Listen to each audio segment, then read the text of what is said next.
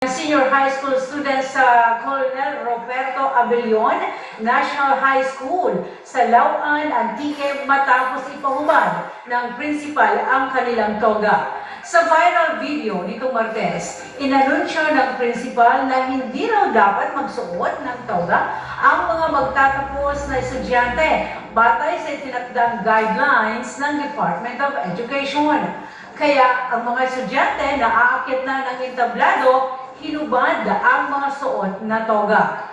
Pero dinig sa video na marami sa mga magulang at estudyante ang kumalma. Iginit ng prinsipal na kailangan gawing simple lang ang seremonya, pero hindi umano nagkaroon ng malinaw at pinanakasunduan sa pagitan ng mga guro at mga magulang.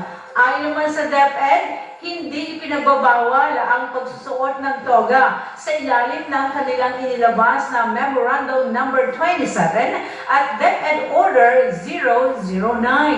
Nakasaad dito na casual, formal wear o kaya school uniform ang maaaring suotin sa mga graduation at moving up ceremonies. Nakasaad din na ang toga o sublay ay maaaring gamitin bilang optional supplementary garment.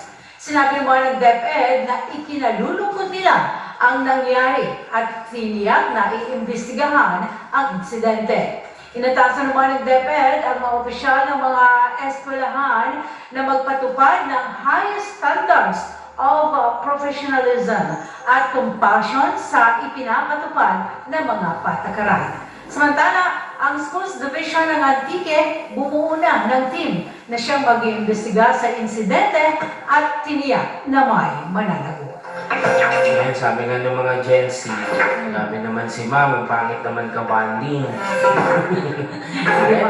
Ayun na nga, hindi kasi makalimutan ng karamihan. Another trauma kasi sa kanila yan.